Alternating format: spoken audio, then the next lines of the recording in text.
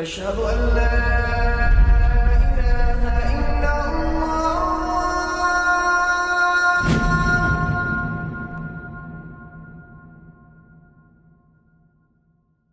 Raindrops media পরিবেশিত audio lecture series সেইরাহ। এই সিরিজে আলোচিত হবে পৃথিবীর বুকে শ্রেষ্ঠতম মানুষ রাসূলুল্লাহ মুহাম্মদ সাল্লাল্লাহু আলাইহি ওয়াসাল্লামের জীবন কথা। ইন্নাল হামদুলিল্লাহ ওয়াসসালাতু ওয়াসসালামু আলা রাসূলিল্লাহ ওয়া আলা আলিহি ওয়া আসহাবিহি ওয়া সাল্লামা তাসলিমান কাসীরান মাজিদান ইলা ইয়াউমিদ্দিন, আম্মা বা'দ। গত পর্বে আমরা বায়াতুর রিদওয়ানের ঘটনা পর্যন্ত আলোচনা করেছি। আল্লাহ রাসূল সাল্লাল্লাহু আলাইহি ওয়াসাল্লাম একটি স্বপ্ন দেখেন যে তিনি উমরা করছেন। এরপর তার নেতৃত্বে 1400 জন সাহাবী মক্কায় উমরা করতে আসেন, কিন্তু কুরাইশরা কোনোভাবেই তাদের ঢুকতে দিতে রাজি হল না। দুই পক্ষ থেকে একাধিক দূত প্রেরণ এবং আলোচনার পর কুরাইশের লোকেরা শেষ পর্যন্ত যুদ্ধের সিদ্ধান্ত থেকে সরে এসে চুক্তি করতে রাজি হল। এদিকে ওসমান রাদিয়াল্লাহু আনহু ততক্ষণে ফিরে এসেছেন। তাকে মেরে ফেলার ঘটনাটি যে গুজব ছিল তা পরিষ্কার হয়ে যায়। কুরাইশরা মুসলিমদের কাছে মুখপাত্র হিসেবে এবার পাঠাল সুহাইল ইবনে আমরকে। সুহাইল তখনও ইসলাম গ্রহণ করেননি। তিনি ছিলেন একজন কুশলী কূটনীতিক, বাক্যবাগীশ, বুদ্ধিমান এবং বিচক্ষণ ব্যক্তি। সুহাইলের দায়িত্ব ছিল চুক্তির শর্তগুলো নিয়ে মুসলিমদের সাথে বোঝাপড়া করা। সুহাইলকে দেখামাত্র নবীজি সাল্লাল্লাহু আলাইহি ওয়াসাল্লাম সাহাবীদেরকে বলে উঠলেন, তোমাদের কাজ এবার সহজ হয়ে যাবে। রাসূলুল্লাহ সাল্লাল্লাহু আলাইহি ওয়াসাল্লাম এবং সুহাইল ইবনে আমর বেশ খানিকক্ষণ ধরে সন্ধির শর্তাবলী নিয়ে আলোচনা করলেন। তবে মুসলিমরা যাতে সে বছর মক্কায় প্রবেশ করতে না পারে সে ব্যাপারে কাফিররা ছিল বদ্ধপরিকর। এই একটা জায়গাতে তারা কিছুতেই ছাড় দেবে না। তারা এটা মানতেই পারছিল না যে লোকে বলাবলি করবে রাসূলুল্লাহ সাল্লাল্লাহু আলাইহি ওয়াসাল্লাম তাদের উপর জোর খাটিয়ে মক্কায় প্রবেশ করতে পেরেছে। এটা ছিল তাদের ভাবমূর্তি নিয়ে প্রশ্ন। নবীজি সাল্লাল্লাহু আলাইহি ওয়াসাল্লাম এই বিষয়ে তাদের সাথে আপোষ করার বহু চেষ্টা করলেন, কিন্তু কিছুতেই কিছু লাভ হল না। নবীজি সাল্লাল্লাহু আলাইহি ওয়াসাল্লাম মেনে নিলেন এই বছর মুসলিমরা উমরা না করেই ফিরে যাবে। নবীজি সাল্লাল্লাহু আলাইহি ওয়াসাল্লাম চেষ্টা করেছেন যতটুকু সম্ভব ছাড় দিয়ে হলেও একটা মীমাংসা হোক। তিনি আগেই বলেছিলেন, তারা যদি আমাকে এমন কোনো চুক্তিতে আহ্বান করে যাতে ইসলামের পবিত্রতা লঙ্ঘিত না হয়, তাহলে আমি নিশ্চিতভাবে তাদের প্রস্তাব কবুল করব। শান্তি চুক্তির শর্তাবলী এতক্ষণ পর্যন্ত মুখে মুখে আলোচনা করা হয়েছে, বাকি ছিল খালি লিখিত করা। চুক্তির বিস্তারিত শর্তগুলো নিয়ে আমরা একটু পরে আলোচনা করছি। তার আগে আমরা দেখি সাহাবীদের প্রতিক্রিয়া কী ছিল। ওমর ইবনে আল খাত্তাব রাদিয়াল্লাহু আনহু, যিনি ছিলেন প্রচণ্ড আত্মমর্যাদা সম্পন্ন একজন মানুষ, তিনি এই চুক্তির শর্তে কেমন প্রতিক্রিয়া দেখালেন। তিনি চুক্তির শর্তগুলো শুনে প্রচণ্ড আহত হলেন। তারা এসেছেন উমরা করতে, অথচ উমরা না করেই তারা এই বছর চলে যাবেন, এটা তিনি মানতেই পারছিলেন না। নবীজি সাল্লাল্লাহু আলাইহি ওয়াসাল্লামের কাছে গিয়ে বললেন, আপনি কি আল্লাহর রাসূল নন? নবীজি সাল্লাল্লাহু আলাইহি ওয়াসাল্লাম উত্তর দিলেন, হ্যাঁ। তারপর বললেন, আমরা কি মুসলিম নই? নবীজি উত্তর দিলেন, হ্যাঁ। এরপর বললেন, ওরা কি কুফফার নয়? নবীজি উত্তর দিলেন, হ্যাঁ। তারপর ওমর ইবনে আল খাত্তাব রাদিয়াল্লাহু আনহু বললেন, তাহলে আমরা আমাদের দ্বীনকে কেন ছোট করব? ওমর ইবনে আল খাত্তাব রাদিয়াল্লাহু আনহুর চোখে মনে হচ্ছিল এই ধরনের একটি চুক্তির মাধ্যমে মুসলিমদের মর্যাদা ক্ষুণ্ণ হচ্ছে। তার বক্তব্য ছিল অনেকটা এমন, আপনি হলেন আল্লাহর রাসূল, আপনি হকের ওপরে আছেন, আমরা মুসলিমরা সত্যের অনুসারী, আর তারা হলো মুশরিক, তারা আছে বাতিলের ওপরে। তাদের সাথে কেন আমাদের এমন চুক্তি করতে হবে যার মাধ্যমে আমাদের অবস্থান নিচু হয়ে যাবে? রাসূলুল্লাহ সাল্লাল্লাহু আলাইহি ওয়াসাল্লাম তাকে বললেন, শোনো ওমর, আমি আল্লাহর বান্দা ও রাসূল, আমি তার অবাধ্য হব না, আর তিনিও আমাকে পরিত্যাগ করবেন না। ওমর তার কথা বোঝাতে না পেরে মরিয়া হয়ে আবু বকর রাদিয়াল্লাহু আনহুর কাছে গেলেন। আবু বকর, আচ্ছা আমাকে বলুন তো, উনি কি আল্লাহর রাসূল নন? আবু বকর বললেন, হ্যাঁ। আমরা কি মুসলিম নই? আবু বকর বললেন, হ্যাঁ। ওরা কি কুফফার নয়? আবু বকর বললেন, হ্যাঁ। তাহলে কেন আমরা আমাদের দ্বীনকে ছোট করছি? এবার আবু বকর রাদিয়াল্লাহু আনহু শক্তভাবে বললেন, ওমর, তিনি হলেন আল্লাহর রাসূল, তাকে অনুসরণ করো, আল্লাহ কখনো তাকে পরিত্যাগ করবেন না। এরপর ওমর রাদিয়াল্লাহু আনহু আর কিছু বললেন না। পরবর্তীতে তার এই আচরণের জন্য নিজে অনেক অনুশোচনা করেছিলেন, যদিও ভালো নিয়তেই তর্ক করেছিলেন। আসলে ওমর ইবনে আল খাত্তাব রাদিয়াল্লাহু আনহু হকের ব্যাপারে খুবই স্পর্শকাতর ছিলেন। তাকে বলা হতো আল ফারুক। তিনি ছিলেন একজন সতর্ক ব্যক্তি, হক বাতিলের সূক্ষ্ম পার্থক্য বুঝতেন। নফসের ধোকায় পড়তেন না, কেউ তাকে ধোকা দিতে পারত না, এমনকি শয়তান পর্যন্ত তাকে ভয় পেত। তিনি ছিলেন শক্তিশালী ব্যক্তিত্বের অধিকারী। এখানে তিনি চুক্তির শর্ত নিয়ে প্রশ্ন তুলেছেন, কারণ তিনি চাচ্ছিলেন আল্লাহর দিন বিজয়ী হোক। চুক্তির শর্তগুলো আপাত দৃষ্টিতে তার কাছে অপমানজনক মনে হচ্ছিল, তাই কাফিরদের সাথে বোঝাপড়া করে চুক্তি করাটা তিনি মানতে পারছিলেন না। কিন্তু যখন তিনি দেখলেন ব্যাপারটি নবুয়তের মাধ্যমে ফয়সালা করা হয়েছে, নবীজি নিজ থেকে কিছুই করেননি, তখন ওমর রাদিয়াল্লাহু আনহু চুপ হয়ে গেলেন এবং নিজের ভুল বুঝতে পারলেন। পরবর্তীতে এই ঘটনার কথা স্মরণ করে ওমর ইবনুল খাত্তাব রাদিয়াল্লাহু আনহু বলতেন, সেই দিনে আমি যা বলেছি আর ভুল করেছি, সেই ভয়ে আমি নিয়মিত নফল সালাহ, সওম, দান সাদাকা আর দাস আজাদ করতে থাকি। কেননা আল্লাহ তাআলা বলেছেন, ভালো কাজ খারাপ কাজকে মুছে দেয়। কাজে আমাদের উচিত কোনো ভুল করলে বেশি বেশি ভালো কাজ করা, যেমনটা ওমর ইবনুল খাত্তাব রাদিয়াল্লাহু আনহু করেছিলেন। সন্ধির শর্তগুলো প্রথমে মৌখিকভাবে ঠিকঠাক করা হলো, এরপর এলো লেখার পালা। রাসূলুল্লাহ সাল্লাল্লাহু আলাইহি ওয়াসাল্লাম আলী রাদিয়াল্লাহু আনহুকে ডাকলেন শর্তগুলো লেখার জন্য। তাকে বললেন, লেখো বিসমিল্লাহির রহমানির রহিম। বাগড়া বাঁধালেন সুহাইল। তিনি বললেন, আর রহমান? আমরা রহমানকে তো চিনি না, আপনি লিখতে বলুন বিসমিকা আল্লাহুমা, অর্থাৎ আপনার নামে হে আল্লাহ। সাহাবীরা প্রতিবাদ করলেন, কিন্তু রাসূলুল্লাহ সাল্লাল্লাহু আলাইহি ওয়াসাল্লাম থামিয়ে দিয়ে বললেন, ঠিক আছে, লিখো বিসমিকা আল্লাহুম্মা। সাহাবীরা চুপ হয়ে গেলেন। রাসূলুল্লাহ সাল্লাল্লাহু আলাইহি ওয়াসাল্লাম আলীকে বললেন, এরপর লেখো নিম্নোক্ত বক্তব্যের উপরে আল্লাহ রসুল চুক্তিবদ্ধ হচ্ছেন। আবারও আপত্তি জানালেন সুহাইল। বললেন, আরে আমরা যদি আপনাকে আল্লাহ রসুল বলেই জানতাম, তাহলে তো আপনার সাথে যুদ্ধ না করে আপনার অনুসরণ করতাম। আপনি মুহাম্মদ ইবনে আবদুল্লাহ লিখতে বলুন। সুহাইলের এই কথাটা সাহাবীদের মোটেও পছন্দ হল না। আল্লাহ রসুলকে রসুল্লাহ না বলে মুহাম্মদ বলা হচ্ছে, এটা তারা মানতে নারাজ। কিন্তু এবারও তাদেরকে থামিয়ে দিয়ে রসুল্লাহ সাল্লাল্লাহু আলাইহি ওয়াসাল্লাম আলীকে বললেন, মুহাম্মদ ইবনে আবদুল্লাহ লিখে দাও আর রসুল্লাহ শব্দটা মুছে দাও। আলী রাদিয়াল্লাহু আনহু ইতস্তত করছিলেন। রসুল্লাহ সাল্লাল্লাহু আলাইহি ওয়াসাল্লাম বললেন, লেখাটা কোথায় আমাকে বলো। তিনি নিজ হাতে সেটা মুছে দিলেন। এরপর সন্ধির শর্তগুলো লেখা হলো। সন্ধির মূলধারাগুলো এমন: উভয় পক্ষ 10 বছরের শান্তি চুক্তিতে আবদ্ধ থাকবে। এই 10 বছরের মধ্যে কেউ কাউকে আক্রমণ করবে না, শান্তি ও নিরাপত্তা বজায় থাকবে।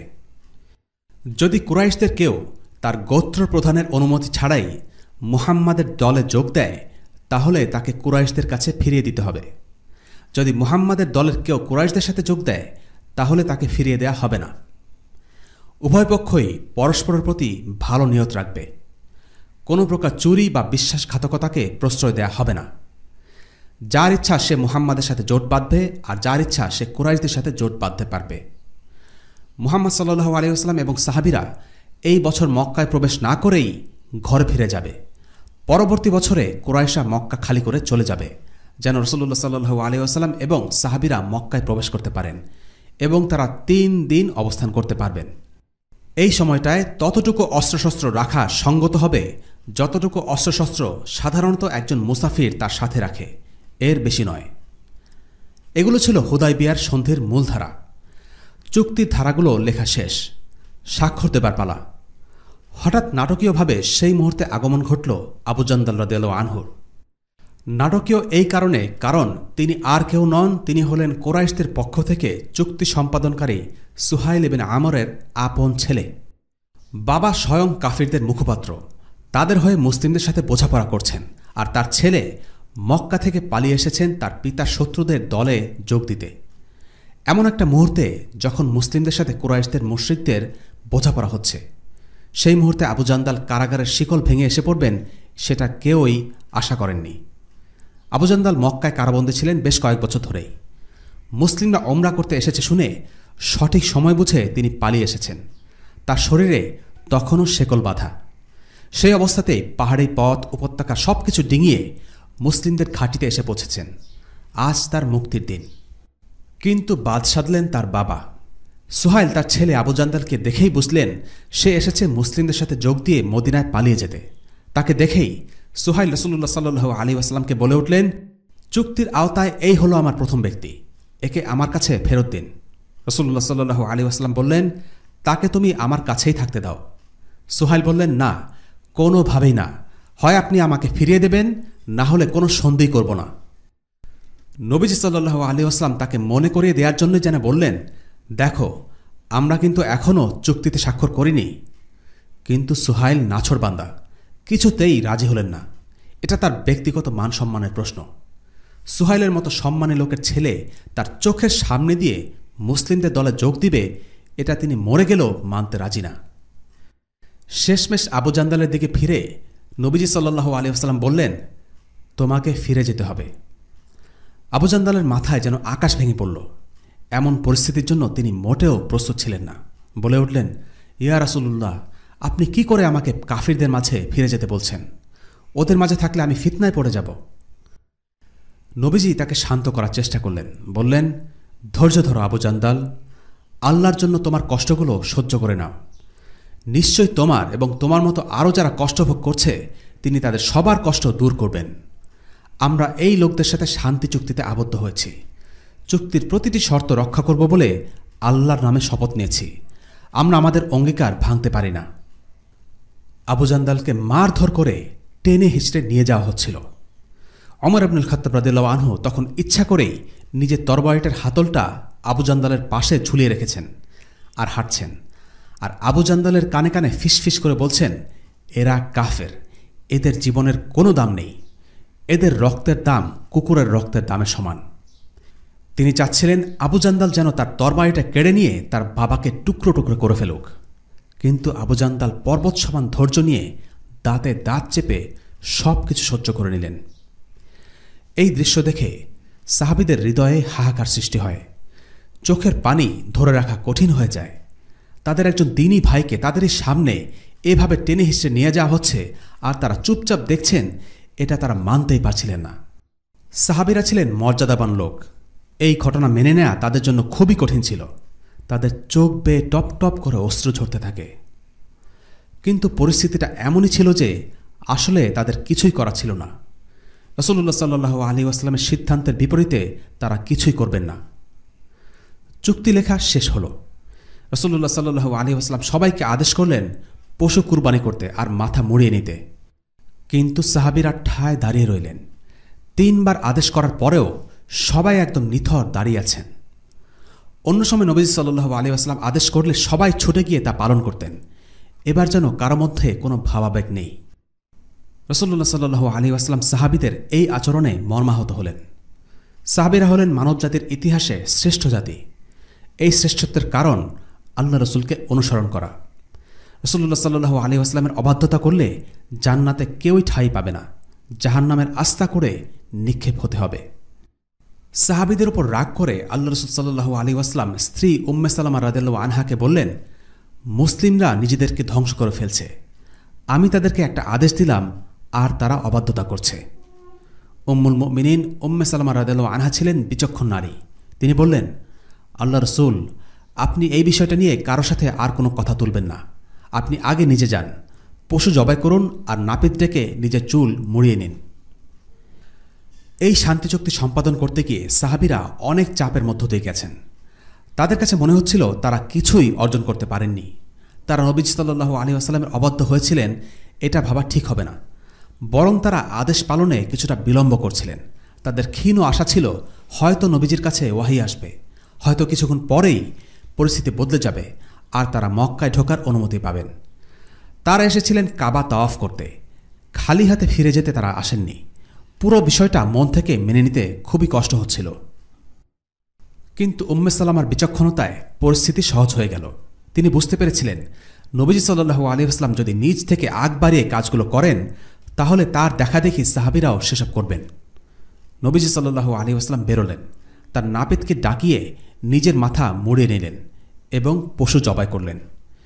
এরপর তার দেখাদেখি সব সাহাবী তৎক্ষণাৎ নবীজির আদেশ পালন করলেন। অবশ্য তখনও সবাই বেশ বিমর্ষই হয়েছিলেন। মুসলিমরা মদিনায় ফিরে এলো। ফেরার পথে তাদের মনে দুটো প্রশ্ন ঘুরপাক খাচ্ছিল। ওমর ইবনুল খাত্তাব রাদিয়াল্লাহু আনহু ভনিতা করার মানুষ নন। তিনি রাসূলুল্লাহ সাল্লাল্লাহু আলাইহি ওয়াসাল্লামকে সরাসরি জিজ্ঞেস করলেন, আচ্ছা রাসূলুল্লাহ, আমাদের ওয়াদা করা হয়েছিল আমরা তাওয়াফ করতে পারব, সেটা কেন হলো না? নবীজি উত্তর দিলেন, আমি কি তোমাকে বলেছি আমরা এই বছরই তাওয়াফ করব? ওমর রাদিয়াল্লাহু আনহু বললেন, না। নবীজি বললেন, তাহলে তোমরা অবশ্যই তাওয়াফ করতে পারবে। নবীজির আশ্বাসে সাহাবীরা আশ্বস্ত হলেন। সাহাবীরা দ্বিতীয় যে বিষয়টি নিয়ে অস্বস্তিতে ভুগছিলেন তা হল আবু জান্দালকে কুরাইশদের কাছে ছেড়ে দেওয়া। তারা খোলাখুলিভাবে বিষয়টি রাসূলুল্লাহ সাল্লাল্লাহু আলাইহি ওয়াসাল্লামের কাছে জানতে চাইলেন। রাসূলুল্লাহ সাল্লাল্লাহু আলাইহি ওয়াসাল্লাম তাদেরকে বুঝিয়ে বললেন, আবু জান্দাল এবং তার মতো যারা আছে তাদের নিষ্কৃতির পথ শীঘ্রই উন্মুক্ত হবে। আল্লাহ তাকে এমনটাই ওয়াদা করেছেন।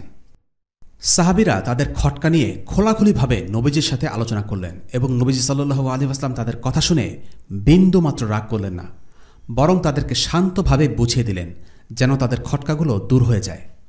তবে এখানে দুটো ব্যাপার উল্লেখ্য। মক্কার কেউ মুসলিম হয়ে মদিনায় আসলে তাকে মক্কায় ফিরিয়ে দেওয়া, এই নিয়মটি মুসলিম নারীদের ব্যাপারে প্রযোজ্য হয়নি। আল্লাহ তাআলা এই ব্যাপারে আয়াত নাজিল করেছেন। يا أيها الذين آمنوا إذا جاءكم المؤمنات مهاجرات فامتحنوهن الله أعلم بإيمانهن فإن علمتموهن مؤمنات فلا ترجعوهن إلى الكفار মুমিনগণ, যখন তোমাদের কাছে ঈমানদার নারীরা হিজরত করে আগমন করে তখন তাদেরকে পরীক্ষা করো। আল্লাহ তাদের ঈমান সম্পর্কে সম্যক অবগত আছেন। যদি তোমরা নিশ্চিত জানো যে তারা ঈমানদার, তবে আর তাদেরকে কাফিরদের কাছে ফেরত পাঠিও না। সূরা মুমতাহিনা আয়াত নাম্বার 10। তবে এই আয়াত দিয়ে মুসলিম নারীদের ব্যাপারে মূল চুক্তির শর্ত বাতিল করে দেয়া হয়েছে নাকি মূল চুক্তির শর্তে কিছুই উল্লেখ না থাকায় আল্লাহ তাআলা আয়াত পাঠিয়ে পরিষ্কার করেছেন সেটা নিশ্চিত নয়। আল্লাহ তাআলাই ভালো জানেন। এবার আমরা আলোচনা করব সিরাতের সবচেয়ে রোমাঞ্চকর ঘটনার একটি, আর সেটি হচ্ছে সাহাবী আবু বসির রাদিয়াল্লাহু আনহুর গেরিলা যুদ্ধের কাহিনী। তিনি ইসলামের ইতিহাসে প্রথম গেরিলা যুদ্ধের সূচনা করেছিলেন এমনটা বলা হয়। মুসলিমরা মদিনায় ফিরে যাবার কিছুদিন পরের ঘটনা। আবি বসির উতবা ইবনে উসাইদ রাদিয়াল্লাহু আনহু, যিনি একজন মুসলিম, মক্কায় থাকতেন, তিনি মদিনায় পালিয়ে চলে এলেন। মক্কার লোকেরা কখনোই এটা মেনে নেবে না যে কেউ মুসলিম হয়ে মক্কা থেকে মদিনায় চলে যাবে। এটা তাদের মান সম্মানের ব্যাপার।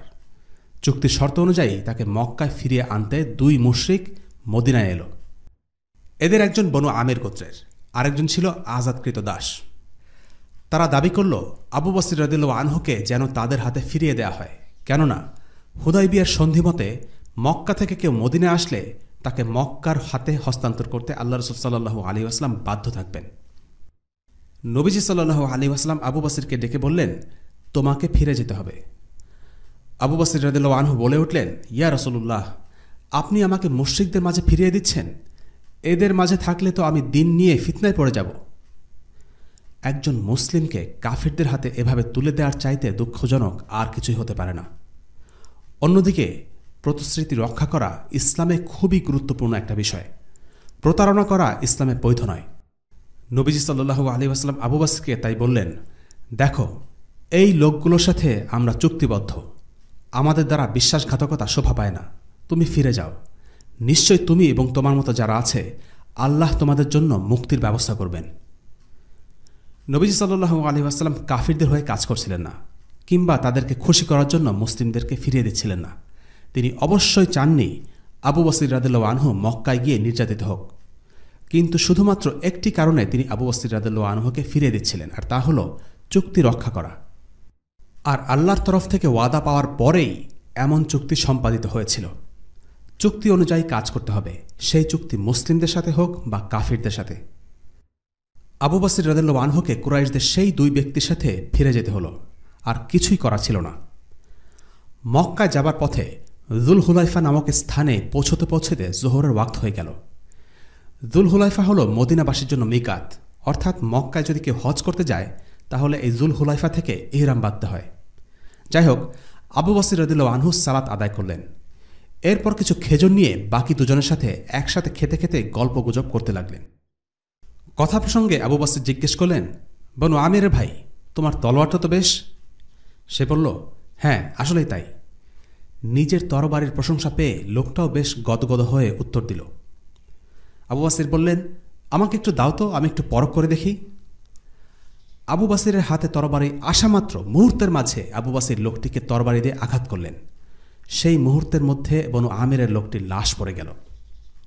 এই দৃশ্য দেখে দ্বিতীয় লোকটি আতকে দৌড় দিল। দৌড়াতে দৌড়াতে নাভিশ্বাস ওঠার জোগাড়, এক দৌড়ে সে মদিনায় চলে এলো। তাকে ওভাবে দৌড়াতে দেখেই রাসূলুল্লাহ সাল্লাল্লাহু আলাইহি ওয়াসাল্লাম বুঝতে পারলেন মারাত্মক কিছু একটা ঘটেছে। সে রাসূলুল্লাহ সাল্লাল্লাহু আলাইহি ওয়াসাল্লামকে জানালো, আমার সাথীকে ওই লোক হত্যা করেছে, সে আমাকে পেলে আমাকেও মেরে ফেলবে। ততক্ষণে আবু বসিরও তরবারি হাতে মদিনায় ঢুকলেন। নবী সাল্লাল্লাহু আলাইহি ওয়াসাল্লামকে বললেন, হে আল্লাহর রাসূল, আপনি আপনার অঙ্গীকার পূর্ণ করেছেন, আমাকে ওদের হাতে তুলে দিয়েছেন, কিন্তু আল্লাহ আমাকে তাদের হাত থেকে রক্ষা করেছেন। নবীজি সাল্লাল্লাহু আলাইহি ওয়াসাল্লাম বললেন, ওয়াইলুই উম্মিহি, সাথে আরও কয়েকজন লোক থাকলে তো এই ছেলে রীতিমতো যুদ্ধ বাঁধিয়ে দিতে পারত। এই কথাটা ছিল প্রশংসাসূচক। আবু বসির রাদিয়াল্লাহু আনহু ছিলেন একজন টগবগে যুবক। সাথে কিছু লোকবল থাকলে তিনি একাই কুরাইশদের নাস্তানাবুদ করার ক্ষমতা রাখেন। রাসূলুল্লাহ সাল্লাল্লাহু আলাইহি ওয়াসাল্লাম এটাই ইঙ্গিত করছিলেন। কিন্তু চুক্তিমতে তিনি আবু বসিরকে ফিরিয়ে দিতে বাধ্য। এই কথা শুনে আবু বসির রাদিয়াল্লাহু আনহু মদিনা ছেড়ে চলে গেলেন, কারণ কুরাইশদের কেউ এসে তাকে চাইলে আবারও নবীজি সাল্লাল্লাহু আলাইহি ওয়াসাল্লাম তাকে কাফিরদের হাতে তুলে দিতে বাধ্য থাকবেন। তাই তিনি চলে গেলেন সাইফুল বাহারে। আল ওয়াকিদির বর্ণনা মতে আবু বসির নবীজি সাল্লাল্লাহু আলাইহি ওয়াসাল্লামের কাছে বনু আমিরের লোকটির জিনিসপত্র নিয়ে নিজেই হাজির হয়েছিলেন, কিন্তু নবীজি সাল্লাল্লাহু আলাইহি ওয়াসাল্লাম সেগুলো নিতে রাজি হননি, কারণ সেক্ষেত্রে চুক্তির শর্ত ভঙ্গ করা হয়ে যায়। যাই হোক, সাইফুল বাহারে আবু বসির রাদিয়াল্লাহু আনহু নতুন জীবন শুরু করলেন। সমুদ্র তীরে তিনি একাকী দিন কাটাতে লাগলেন, কোনো সঙ্গী সাথী নেই। ওদিকে কুরাইশরা হন্যে হয়ে তাকে খুঁজে বেড়াচ্ছে। সম্বল বলতে তার কাছে ছিল কয়েকটা খেজুর। খেজুর শেষ হয়ে গেলে সমুদ্রের তীরে ভেসে ওঠা মাছ খেয়ে সারাদিন পার করে দিতেন। এভাবে কিছুদিন কেটে গেল। কিন্তু এত বড় খবর চাপা থাকে না। আবু বসিরের ঘটনা মক্কায় জানাজানি হয়ে গেল। সুহাইল ইবনে আমরের ছেলে আবু জান্দালের কানে এই খবর পৌঁছলে তিনি দ্বিতীয়বারের মতো মক্কা থেকে পালিয়ে গেলেন। এবার গিয়ে আবু বসিরের সাথে যোগ দিলেন। জুলুমের শিকার মক্কার আরও কিছু মুসলিমও আবু বসিরের সাথে যোগ দিলেন এবং শুরু করলেন একের পর এক গেরিলা অপারেশন। এভাবেই আবু বসিরের নেতৃত্বে ইসলামের ইতিহাসে প্রথম গেরিলা আক্রমণ শুরু হয়। আজ পর্যন্ত আবু বসির রাদিয়াল্লাহু আনহুকে মুসলিম যোদ্ধারা শ্রদ্ধা ভরে স্মরণ করে। আবু বসির রাদিয়াল্লাহু আনহু এবং তার সঙ্গীরা মিলে কুরাইশদের অতর্কিতে হামলা শুরু করলেন। তার অবস্থান করছিলেন এইস নামক এক স্থানে। জায়গাটি ছিল কুরাইশদের সিরিয়াগামী বাণিজ্যিক রুটের একেবারে কাছেই। তারা সেখানে ওত পেতে থাকতেন, আর কুরাইশদের কোনো কাফেলাকে অতিক্রম করতে দেখলে সেটাকে আক্রমণ করে কাফেলার সবাইকে হত্যা করে কাফেলার সম্পদ লুট করতেন। কুরাইশদের জীবন রীতিমতো দুর্বিষহ হয়ে গেল। এই অপারেশনগুলোর কথা দূর দূরান্ত পর্যন্ত ছড়াতে লাগলো, আর অনেক মুসলিম সেই গেরিলা বাহিনীতে যোগ দেওয়া শুরু করল। এভাবে প্রায় ৭০ জনের একটি দল কুরাইশদের পর্যদস্ত করে দিল। এদিকে রাসূলুল্লাহ সাল্লাল্লাহু আলাইহি ওয়াসাল্লাম সব কিছু জানতেন, কিন্তু তিনি কিছুই বলছিলেন না। তিনি এসবের সাথে জড়িত ছিলেন না, কিন্তু এসব ঘটনার তীব্র নিন্দাও জ্ঞাপন করেননি। আজকাল কিছু মেরুদণ্ডহীন মুসলিম আছে যারা ইসলামের শত্রুদের কোনো ক্ষতি হলে আগ বাড়িয়ে নিন্দা জ্ঞাপনে ব্যস্ত হয়ে যায়, অথচ রাসূলুল্লাহ সাল্লাল্লাহু আলাইহি ওয়াসাল্লাম তেমন কিছুই করেননি। চুক্তির কারণে আবু বসিরকে তিনি মদিনায় আশ্রয় দেননি, আবার তাকে থামানোরও চেষ্টা করেননি। রাসূলুল্লাহ সাল্লাল্লাহু আলাইহি ওয়াসাল্লাম কেবল দায়িত্বশীল ছিলেন মদিনার অভ্যন্তরে মুসলিম নাগরিকদের ব্যাপারে। মক্কার মুসলিমরা মদিনার বাইরে সমুদ্র তীরে কী করছে সেই ব্যাপারে তার কোনো দায়বদ্ধতা ছিল না। তাই নবীজি সাল্লাল্লাহু আলাইহি ওয়াসাল্লাম এসব থামানোর জন্য কোনো পদক্ষেপ নিলেন না। বনু আমিরের লোকটির হত্যার খবর যখন মক্কায় পৌঁছল, তখন সুহাইল ইবনে আমর খুব দুঃখ পেলেন, কারণ সেই লোকটি ছিল তার গোত্রের লোক। কাবা ঘরে পিঠ ঠেকিয়ে সুহাইল মরিয়া হয়ে বলতে লাগলেন, এই লোকের রক্তপণ আদায় করার আগ পর্যন্ত আমি ক্ষান্ত হচ্ছি না। ঠিক এইভাবে পিঠ ঠেকিয়ে দাঁড়িয়ে থাকব। মুহাম্মদকে এর অর্থ দিতেই হবে। আবু সুফিয়ান বলে উঠল, পুরোই পাগলামি। মুহাম্মদ এই টাকা কেন দিতে যাবে? সে তার কাজ করেছে, সে তো আবু বসিরকে ফিরিয়ে দিয়েছেই। যারা রাসূলুল্লাহ সাল্লাল্লাহু আলাইহি ওয়াসাল্লামের কাছে চিঠি লিখে তাকে মদিনায় পাঠিয়েছিল, তারাও এই মৃত্যুর ব্যাপারে দায়িত্ব নিতে অস্বীকৃতি জানাল। এভাবে বনু আমিরের সেই লোকের রক্তপণ হারিয়ে গেল। সুহাইল ইবনে আমর তার বংশের লোকের মৃত্যুর বিনিময়ে কোনো টাকাই পেলেন না। আল্লাহ সুবহানাহু ওয়া তাআলার কদর অনুযায়ী সবকিছুই মুসলিমদের পক্ষে কাজ করছিল। আবু বসিরের গেরিলা আক্রমণে কুরাইশদের নাকানি চুবানি খেয়ে দম বন্ধ হবার মতো অবস্থা। যখন হুদাইবিয়ার সন্ধি করা হলো, কুরাইশরা ভেবেছিল যেন তাদেরই বিজয় হচ্ছে। কোনো মুসলিম মক্কা থেকে পালিয়ে মদিনা আসলে ফিরিয়ে দেয়া চুক্তির এই ধারার জন্য তারাই চাপাচাপি করছিল। অথচ শেষ পর্যন্ত এই চুক্তি তাদের জন্য কাল হয়ে দাঁড়াল।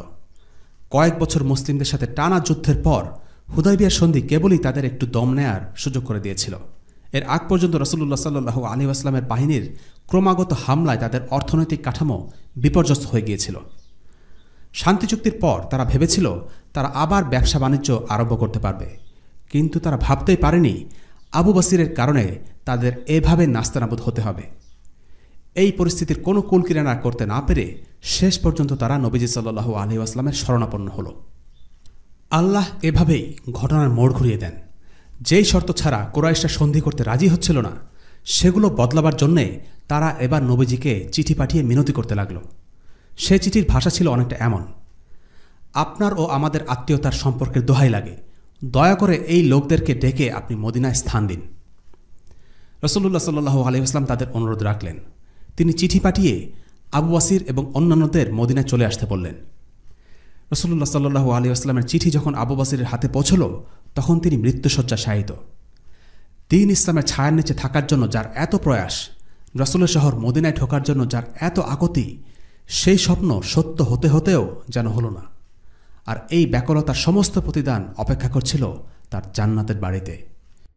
যে আবু বসিরের আক্রমণের সূত্র ধরে মক্কা নিপীড়িত মুসলিমরা মদিনায় আসার সুযোগ পেলেন, সেই আবু বসির আল্লাহ রসুলের চিঠি বুকে চেপে শেষ নিঃশ্বাস ত্যাগ করলেন। তার আর মদিনায় আসা হল না। রাসূলুল্লাহ সাল্লাল্লাহু আলাইহি ওয়াসাল্লাম বলেছিলেন, আল্লাহ সুবহানাহু ওয়া তাআলা মজলুম মুসলিমদের অবস্থার উত্তরণ ঘটাবেন। আল্লাহ তাই করেছেন। এই মজলুম মুসলিমরা কুরাইশদের মনে ত্রাসের কারণ হয়ে দাঁড়িয়েছিল। যেই উঁচু নাক নিয়ে কুরাইশরা হুদাইবিয়ার সন্ধি করেছিল, আল্লাহ তাআলা এই দুর্বল মুসলিমদের মাধ্যমে কুরাইশদের উঁচু নাককে ভোঁতা করে দিয়েছেন। তাদের সমস্ত হম্বিতম্বিকে ধুলিতে মিশিয়ে দিয়েছেন। কর জোরে তাদেরকে দিয়ে নতি স্বীকার করিয়ে নিয়েছেন। অন্যদিকে আবু জান্দাল এবং অন্যান্য মুসলিমদের মদিনায় চলে আসার সুযোগ করে দিয়েছেন। নিঃসন্দেহে আল্লাহ ও তার রাসূলের ওয়াদা সত্য। মুসলিমরা যখন আল্লাহ আযজা ওয়া জাল্লার কথা মেনে চলে, আল্লাহ সুবহানাহু ওয়া তাআলা তাদের মুক্তির পথ বের করে দেন। এবার আমরা আলোচনা করব হুদাইবিয়া সন্ধি থেকে প্রাপ্ত শিক্ষা নিয়ে। প্রথম শিক্ষা হচ্ছে, হুদাইবিয়া ছিল ইসলামের বিজয়। এই বিষয়ে আয়াত নাজিল হবার পর রাসূলুল্লাহ সাল্লাল্লাহু আলাইহি ওয়াসাল্লাম ওমরকে ডেকে পাঠালেন। ওমর রাদিয়াল্লাহু আনহু ভয়ে অস্থির হয়ে গেলেন। ভাবলেন নিশ্চয়ই তাকে তিরস্কার করে আল্লাহ তাআলা আয়াত নাজিল করেছেন। রাসূলুল্লাহ সাল্লাল্লাহু আলাইহি ওয়াসাল্লাম ওমরকে বললেন, আমি এমন কিছু আয়াত পেয়েছি যেগুলো এই দুনিয়ার সব কিছু থেকেও উত্তম। ওমর রাদিয়াল্লাহু আনহু জিজ্ঞেস করলেন, এখানে কি মুক্তির কথা বলা হচ্ছে? রাসূলুল্লাহ সাল্লাল্লাহু আলাইহি ওয়াসাল্লাম বললেন, সেই সত্তার শপথ যার হাতে আমার প্রাণ, এখানে মুক্তির কথাই বলছে। বিজয় বা মুক্তি বলতে কোরআনে ফাth বা নাসর দুটি শব্দ এসেছে। ফাth শব্দ অর্থ হচ্ছে খোলা। বদ্ধ কিছু খোলা বোঝাতে এই শব্দ ব্যবহার করা হতো। আর কোনো একটি যুদ্ধ জয়ের ব্যাপারে বোঝাতে ব্যবহৃত হয়েছে নাসর শব্দটি। যেমন বদরের বিজয়ের কথা বোঝাতে নাসর শব্দটি আসে। ফাth শব্দটি ব্যবহার করা হয় না, কেননা বদর একটা ময়দান মাত্র, একে মুক্ত করার কিছু নেই। অন্যদিকে মক্কা হলো একটি ভূমি, তাই বলা হয় ফাতেহে মক্কা। হুদাইবিয়ার সন্ধিকে বলা হয়েছে ফাth, কারণ এই চুক্তির মাধ্যমেই মক্কা বিজয়ের পথ উন্মুক্ত হয়ে যায়। নবীজি সেবার 1400 সাহাবী নিয়ে মক্কা এসেছিলেন। শান্তি চুক্তি স্বাক্ষরিত হবার পর লোকেরা খোলামেলাভাবে আল্লাহ ও ইসলাম সম্পর্কে জানার সুযোগ পায়। আরবের মুসলিমরা প্রথমবারের মতো স্বাধীনভাবে লোকেদের সাথে কথা বলার অবকাশ পেল।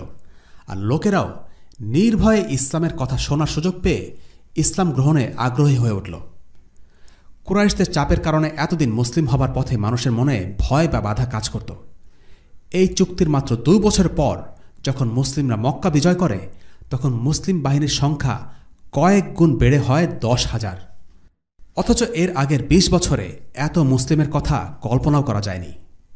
নিঃসন্দেহে এটা ছিল সুলহাল হুদাইবিয়া অর্থাৎ হুদাইবিয়া সন্ধির একটা বড় অর্জন।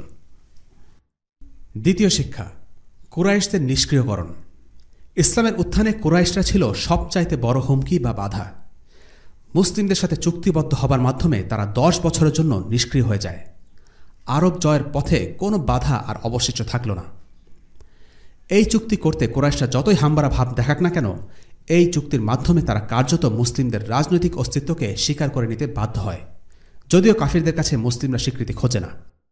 কিন্তু এটা দেখিয়ে দেয় যে মক্কা থেকে প্রায় বিতাড়িত হাতে গোনা কয়েকজন মুসলিম মদিনায় আশ্রয় নিয়ে যে ইসলামী রাষ্ট্র গড়ে তুলেছে তা কয়েক বছরের মধ্যে এমন এক পর্যায়ে উন্নীত হয় যে একে স্বীকৃতি দেয়া ছাড়া কাফির শক্তির আর কোনো পথ বাকি থাকে না। এই স্বীকৃতি ছিল সমীহের স্বীকৃতি, দয়াদাক্ষিণ্যের স্বীকৃতি নয়। আল্লাহ রাসূল সাল্লাল্লাহু আলাইহি ওয়াসাল্লাম কাফিরদের কাছে স্বীকৃতির জন্য ধর্ণা দেননি। তিনি তাদের কাছে স্বীকৃতির জন্য আবদারও করেননি, বরং তিনি তরবারি ব্যবহার করেছেন, আর তারা নিজেদের তাগিদেই স্বীকৃতি দিতে বাধ্য হয়েছে। তিনি এমন একটা অবস্থায় চুক্তি করেছিলেন যখন তিনি ছিলেন শক্তিশালী। 6 বছর ধরে জিহাদ করে তখন তিনি কুরাইশদের যথেষ্ট কোণঠাসা করে রেখেছেন। কুরাইশরা তাদের নিজেদের লাঞ্ছনা ঠেকাতে চুক্তি করে স্বীকৃতি দিয়েছে। আজকের বিশ্বে ঠিক উল্টোটা ঘটছে। কাফিরদের আদর্শ, মূল্যবোধ এবং রাজনৈতিক ব্যবস্থাকে গ্রহণ করে মুসলিমরা তাদের খুশি করতে চাইছে এবং স্বীকৃতির আশা করছে। এটা স্বীকৃতি নয়, বরং এটা হলো লাঞ্ছনা ও অবমাননা। তৃতীয় শিক্ষা, সাহাবীদের আপত্তি এবং আল্লাহ রাসূল সাল্লাল্লাহু আলাইহি ওয়াসাল্লামের রাজনৈতিক দূরদৃষ্টি। ওমর রাদিয়াল্লাহু আনহু এবং অন্যান্য মুসলিমরা বেশ কিছু কারণে প্রথমে এই চুক্তি নিয়ে খুশি হতে পারেননি। দলিল থেকে আর রহমান মুছে ফেলা, রাসূলুল্লাহ মুছে ফেলা, এই বিষয়গুলো হজম করতে তাদের কষ্ট হচ্ছিল। কুরাইশদেরকে মদিনায় আসলে তাকে ফিরিয়ে দিতে মুসলিমরা বাধ্য থাকবে, কিন্তু মুসলিমদেরকেও মক্কায় গেলে তাকে ফেরত দিতে কুরাইশরা বাধ্য থাকবে না। চুক্তির এই শর্তগুলো ছিল তাদের অসন্তোষের কারণ। প্রথমত, আর রহমান মুছে ফেলার বিষয়টা অপছন্দ করা ছিল স্বাভাবিক, কিন্তু ভালো করে চিন্তা করলে দেখা যাবে এর মধ্যে মুসলিমদের কোনো ক্ষতি নেই, কিংবা এখানে ইসলামের কোনো হুকুম নিয়ে আপোষ করা হচ্ছে না। কাফিররা আল্লাহ তাআলাকে আর রহমান বলে বিশ্বাস না করলেও কার্যত এই চুক্তি আল্লাহর নামেই করা হচ্ছে। আল্লাহ ছাড়া অন্য কোনো সত্তা, দেবতা, মানুষ বা মানবরচিত আদর্শের শ্রেষ্ঠত্ব এখানে স্বীকার করে নেওয়া হচ্ছে না। দ্বিতীয় বিষয়টার ব্যাপারে আল্লাহ রাসূল সাল্লাল্লাহু আলাইহি ওয়াসাল্লাম নিজেই সুহাইলকে বলেছেন, তোমরা আমাকে আল্লাহ রাসূল বলে বিশ্বাস না করলেও আমি আল্লাহ রাসূল। কাফিররা মুহাম্মদ সাল্লাল্লাহু আলাইহি ওয়াসাল্লামকে আল্লাহ রাসূল হিসেবে মেনে নেবে সেটা জরুরি নয়। তাই এখানে সুহাইলের দাবি নবীজি মেনে নিয়েছেন। তবে সুহাইল যদি এই চুক্তিতে তাদের কোনো দেবতার নাম অন্তর্ভুক্ত করত কিংবা তাদের প্রশংসা করত, তাহলে সেটা কখনোই মেনে নেওয়া হতো না। তাই এই ব্যাপারটিকে আপোষ বা সমঝোতা ভাবা ভুল হবে। তৃতীয় বিষয়টিও রাসূলুল্লাহ সাল্লাল্লাহু আলাইহি ওয়াসাল্লাম সাহাবীদের কাছে ব্যাখ্যা করেছেন। যদি কেউ মদিনা থেকে মক্কায় চলে যেতে চায়, তাহলে মুসলিমদের তাকে প্রয়োজনও নেই, কেননা একমাত্র মুরতাদ হলেই কেউ মদিনা ছেড়ে মক্কায় চলে যাবে এবং একজন মুরতাদকে মদিনায় ধরে রাখার কোনো দরকার নেই। অন্যদিকে মক্কার কেউ যদি ইসলাম গ্রহণ করে তাহলে সে মদিনায় আসতে পারবে সত্য, কিন্তু আল্লাহর জমিন প্রশস্ত, সে অন্য যে কোনো জায়গায় চলে যেতে পারবে।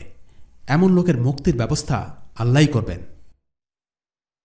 এখন আমরা আলোচনা করব আবু বসির রাদিয়াল্লাহু আনহুর ঘটনা থেকে শিক্ষা।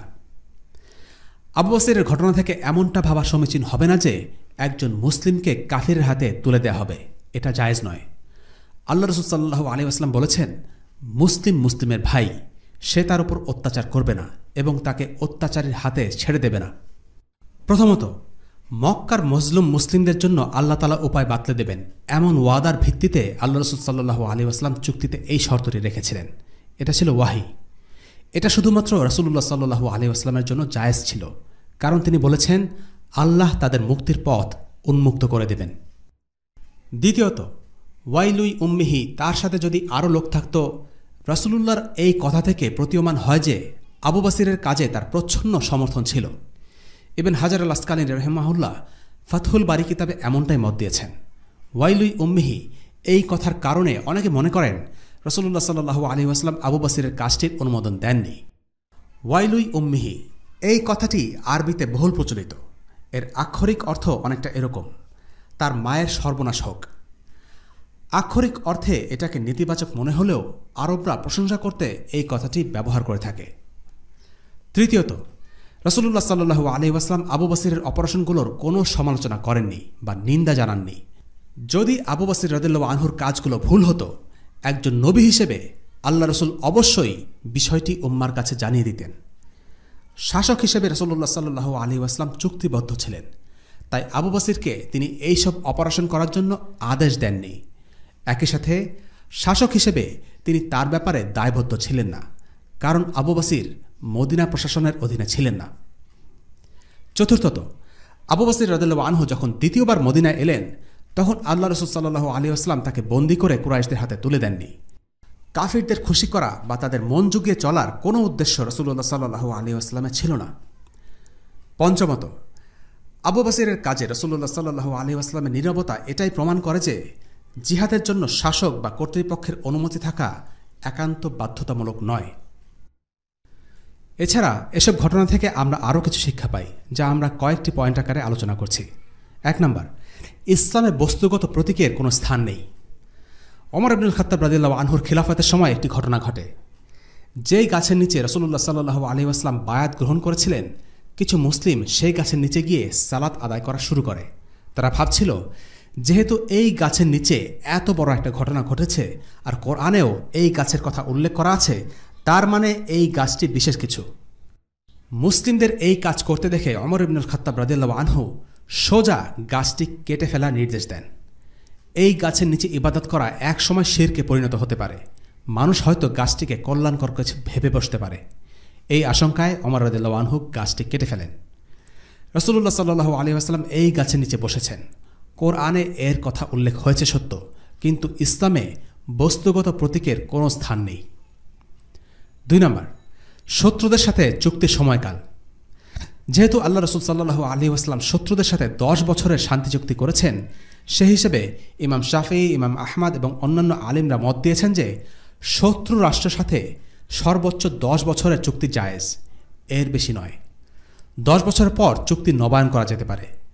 ইমাম আবু হানিফা এবং অন্যান্য আলিম মনে করেন পরিস্থিতি প্রেক্ষিতে 10 বছরের বেশি সময়ের জন্য চুক্তি করা যেতে পারে। তবে আগেকার আলিমদের সবাই একমত যে শত্রু রাষ্ট্রের সাথে অনির্দিষ্ট সময়ের জন্য চিরস্থায়ী চুক্তি করা জায়েজ নয়। আজকের পর্বের সর্বশেষ আলোচনা হচ্ছে কোরআনের চোখে হুদাইবিয়ার সন্ধি। সূরা ফাত অবতীর্ণ হয় হুদাইবিয়ার সন্ধির সময়। এই সূরা থেকে আমাদের অনেক কিছু শেখার আছে। সেই উদ্দেশ্যে এর কয়েকটি আয়াত নিয়ে আলোচনা করা হলো। প্রথমেই মুমিনদের অন্তরের প্রশান্তি।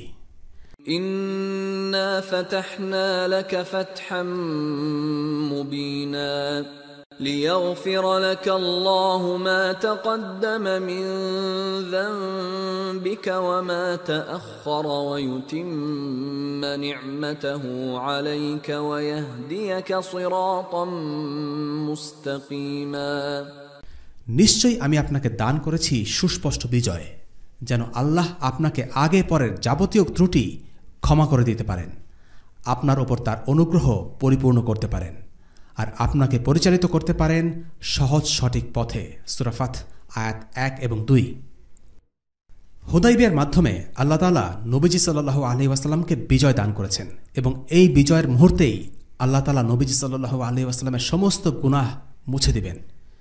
এর মানে কি নবীজি সাল্লাল্লাহু আলাইহি ওয়াসাল্লাম গুনাহের কাজ করেছেন? না, আসলে একজন রাসূলের পদমর্যাদা অনেক ওপরে, তাই তাদের ভুল বা দুর্বলতাগুলোকে এখানে গুনাহ হিসেবে উল্লেখ করা হচ্ছে। আক্ষরিক অর্থে গুনাহ বোঝানো হচ্ছে না। আর রাসূলুল্লাহ সাল্লাল্লাহু আলাইহি ওয়াসাল্লাম ছিলেন পুরোপুরি নিষ্পাপ। আর হিদায়াত বলতে এখানে বোঝানো হচ্ছে দিক নির্দেশনা। রাসূলুল্লাহ সাল্লাল্লাহু আলাইহি ওয়াসাল্লাম আগেই হিদায়াতপ্রাপ্ত ছিলেন। এখানে বলা হচ্ছে পরবর্তীতে তার কাছে শরিয়ার আরও আইন অবতীর্ণ হবে। এটাই হলো হিদায়া বা সরল পথ প্রদর্শন। وَيَنصُرَكَ اللَّهُ نَصْرًا عَزِيزًا هُوَ الَّذِي أَنزَلَ السَّكِينَةَ فِي قُلُوبِ الْمُؤْمِنِينَ لِيَزْدَادُوا إِيمَانًا مَعَ إِيمَانِهِمْ وَلِلَّهِ جُنُودُ السَّمَاوَاتِ وَالْأَرْضِ وَكَانَ اللَّهُ عَلِيمًا حَكِيمًا। এবং যেন আল্লাহ আপনাকে দান করেন মহাবিজয়। তিনি সেই সত্তা যিনি মুমিনদের অন্তরে প্রশান্তি ঢেলে দেন, যাতে তাদের বর্তমানের ঈমানের সাথে ঈমান আরও বেড়ে যায়। নভমণ্ডল ও ভূমণ্ডলের বাহিনীসমূহ আল্লাহরই এবং আল্লাহ সর্বজ্ঞ প্রজ্ঞাময়। সূরা ফাত আয়াত 3 এবং 4। হুদাইবিয়ার সন্ধি ছিল মুসলিমদের জন্য রহমত স্বরূপ। এই সন্ধির সূত্র ধরে পরবর্তীতে মক্কা বিজয় সহ মুসলিমদের যতগুলো বিজয় অর্জিত হয়েছে তাকেই এখানে মহাবিজয় বলা হচ্ছে।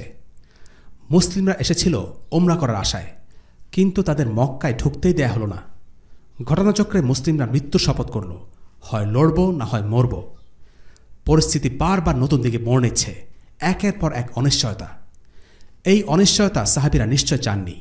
আল্লাহ তাই বলছেন, অন্তরের এই অনিশ্চিত ও অশান্ত অবস্থানকে তিনি সুকুন বা প্রশান্তি দিয়ে মুছে দিয়েছেন। আল্লাহ তাআলার বিজয়ের ওয়াদা তাদের অন্তরকে শান্ত করে দেয়।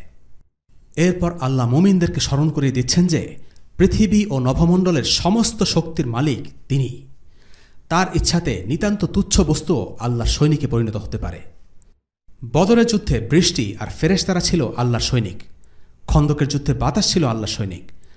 আল্লাহর সৈনিক কে বা কারা তা আমরা জানি না, শুধু আল্লাহ তাআলাই জানেন। সুসংবাদ মুমিনদের জন্য। সূরা ফাতহের প্রথম আয়াত শুনে মুসলিমরা খুব খুশি হল। তারা রাসূলুল্লাহ সাল্লাল্লাহু আলাইহি ওয়াসাল্লামের কাছে জানতে চাইলেন, আর আমাদের জন্য কি আছে?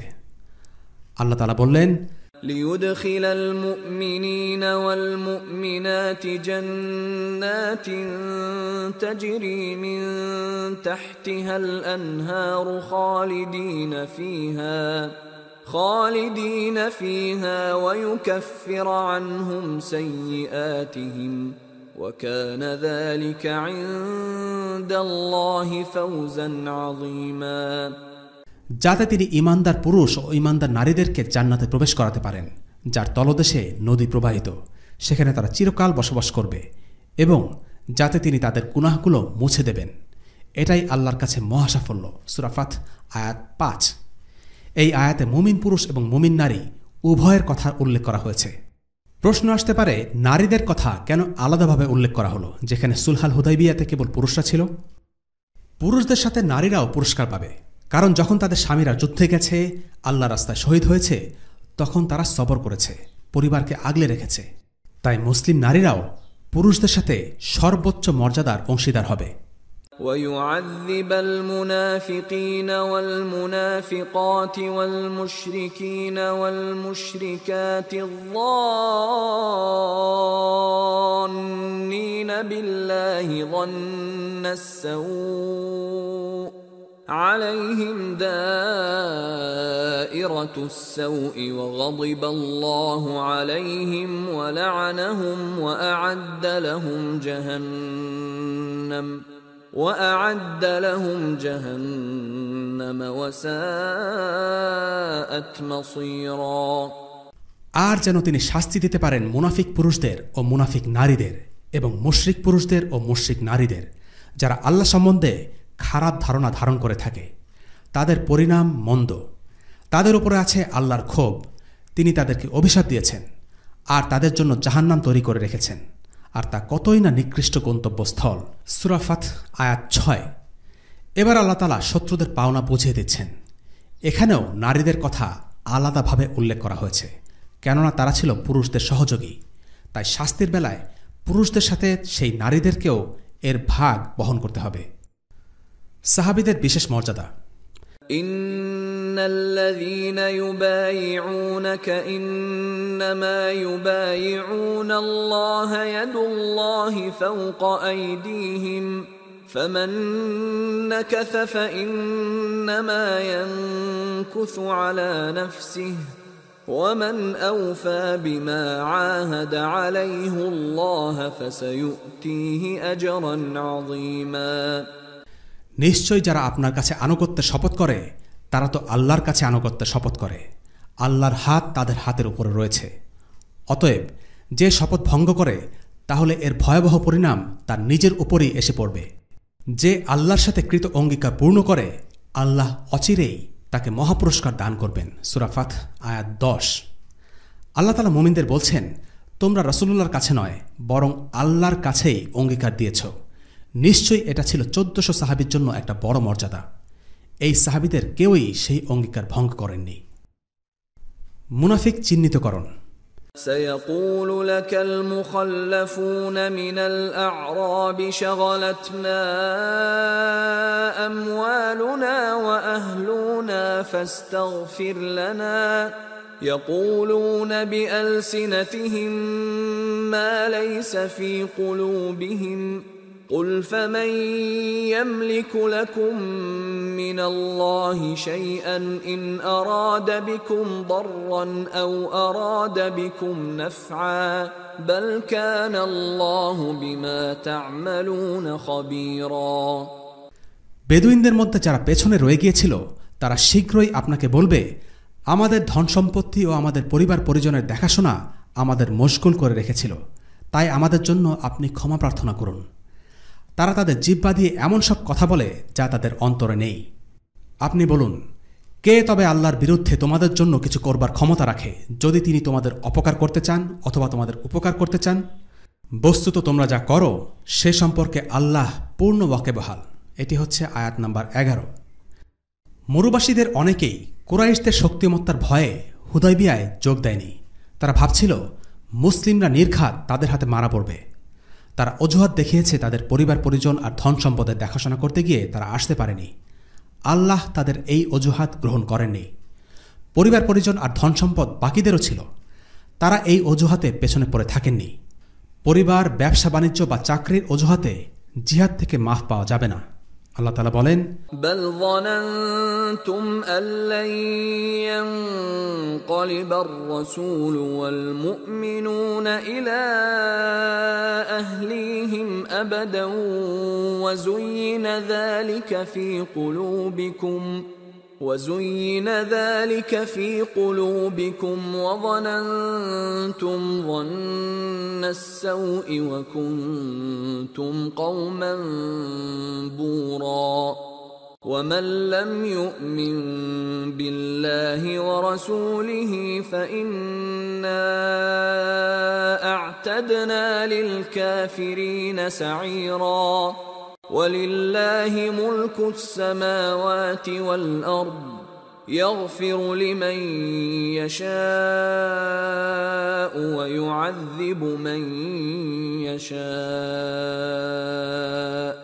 وكان الله غفورا رحيما سيقول المخلفون إذا انطلقتم إلى مغانم لتأخذوها ذرونا نتبعكم يريدون أن يبدلوا كلام الله قل لن تتبعونا كذلكم قال الله من قبل فسيقولون بل تحسدوننا بل كانوا لا يفقهون إلا قليلا না, বরং তোমরা মনে করেছিলে রসুল ও মুমিনগণ তাদের বাড়িঘরে কিছুতেই ফিরে আসতে পারবে না, আর এই ধারণা তোমাদের কাছে খুবই সুখকর লাগছিল।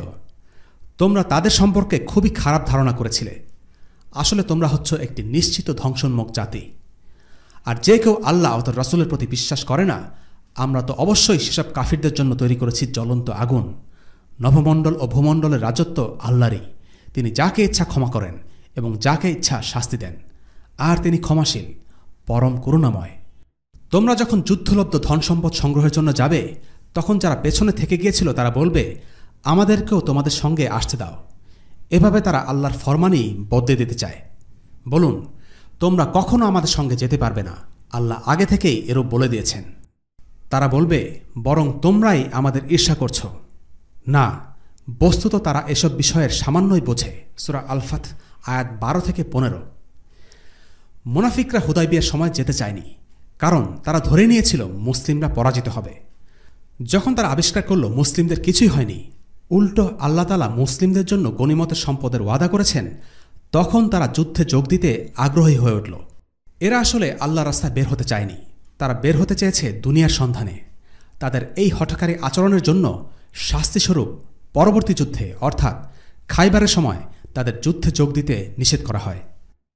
তখন তারা বলাবলি করতে থাকে, তোমরা আমাদেরকে হিংসে করছ, তোমরা গনিমতের মাল সব নিজেরা ভোগ করতে চাও। আল্লাহ তাআলা এদের ব্যাপারে মন্তব্য করেছেন, এদের বোধশক্তি নেই। দুনিয়া ছাড়া তারা আর কিছুই বোঝে না, সব কিছুকে কেবল টাকার অঙ্কে বিচার করে। দুনিয়াই তাদের সব, আল্লাহ বা আখিরাতের জন্য তাদের কোনো চিন্তা নেই। এটাই হচ্ছে সেকুলারিজম। সন্ধির পেছনে হিকমত। ولولا رجال مؤمنون ونساء مؤمنات لم تعلموهم أن تطؤوهم فتصيبكم منهم معرة بغير علم ليدخل الله في رحمته من يشاء لو تزيلوا لعذبنا الذين كفروا منهم عذابا أليما যদি মক্কায় কিছু সংখ্যক ঈমানদার পুরুষ ও ঈমানদার নারী না থাকতো যাদের কথা তোমরা জানতে না, যাদের পিষ্ট হয়ে যাওয়ার আশঙ্কা যদি না থাকতো, অতঃপর সেই কারণে তোমরা অজ্ঞাতসারে ক্ষতিগ্রস্ত হতে, তাহলে আল্লাহর ইচ্ছায় তোমরা মক্কায় শক্তির সাথে প্রবেশের অনুমতি পেতে। কিন্তু তোমাদের হাতকে আল্লাহ বিরত রাখলেন, যাতে তিনি যাকে ইচ্ছা করেন তার করুণার মাঝে নিয়ে আসতে পারেন। তারা যদি আলাদা থাকত, তাহলে আমি নিশ্চয়ই তাদের মধ্যে যারা কাফির তাদেরকে শাস্তি দিতাম, যন্ত্রণাদায়ক শাস্তি। সূরা ফাত আয়াত ২৫। হুদাইবিয়ার সন্ধির ঘটনা পর্যালোচনা করলে দেখা যায় যুদ্ধ বাঁধার অনুকূল পরিস্থিতি বারবারই তৈরি হয়েছে, কিন্তু আল্লাহর ইচ্ছায় সেটা হয়নি। আল্লাহ তাআলা চেয়েছেন মক্কার মুমিনরা যেন হেফাজতে থাকে। মুসলিম বাহিনী যদি যুদ্ধ করে মক্কায় প্রবেশ করত, তাহলে মক্কার মুসলিম নারী পুরুষ নিহত হতো। এজন্যই আল্লাহ তাআলা মুসলিম ও কাফির উভয় বাহিনীকেই যুদ্ধ থেকে বিরত রেখেছেন। আর যুদ্ধ না হবার ফলে মক্কার বহু লোক ইসলাম গ্রহণের সুযোগ পেল, মুসলিম হয়ে গেল। এ সবই ছিল আল্লাহর ইচ্ছা এবং আল্লাহর সূক্ষ্ম পরিকল্পনার অংশ। যুদ্ধ করা যাবে না এমন কোনো হুকুম আল্লাহর পক্ষ থেকে আসেনি, বরং আল্লাহর পক্ষ থেকে নির্ধারিত একটি ফায়সালা এসেছিল। মুসলিম বাহিনী যদি তাড়াহুড়ো করত, তাহলে যুদ্ধ হতে পারত, কিন্তু আল্লাহ তাদের সংযমের উপর দাখিল রাখেন, আর এটাই মুসলিমদের জন্য পরবর্তীতে সুফল বয়ে আনে। রাসূলুল্লাহ সাল্লাল্লাহু আলাইহি ওয়াসাল্লামের সত্য স্বপ্ন। لقد صدق الله رسوله الرؤيا بالحق لتدخلن المسجد الحرام إن شاء الله آمنين محلقين رؤوسكم ومقصرين لا تخافون فعلم ما لم تعلموا فجعل من دون ذلك فتحا قريبا নিশ্চয়ই আল্লাহ তার রাসূলকে সত্য স্বপ্ন দেখিয়েছেন। আল্লাহ চান তো তোমরা অবশ্যই মসজিদুল হারামে প্রবেশ করবে নিরাপদে, মস্তক মণ্ডিত অবস্থায় এবং কেশ কর্তিত অবস্থায়। তখন তোমাদের মাঝে কারো প্রতি কোনো ভয় থাকবে না। তিনি জানেন যা তোমরা জানো না, এবং তিনি তোমাদের জন্য আয়োজন করেছেন একটি আসন্ন বিজয়। সূরা ফাত আয়াত ২৭। আল্লাহ বলছেন হুদাইবিয়ার আগে যেই স্বপ্ন তিনি নবীজি সাল্লাল্লাহু আলাইহি ওয়াসাল্লামকে দেখিয়েছেন সেটা একদিন অবশ্যই সত্য হবে। সত্যিই তা হয়েছিল। রাসূলুল্লাহ এবং সাহাবীরা হজ করেছিলেন, যা ইতিহাসে বিদায় হজ নামে পরিচিত। সেদিন কারো মনে কোনো ভয় ছিল না। শেষে আলোচনা করা যাক সাহাবীদের বৈশিষ্ট্য। মুহাম্মাদুর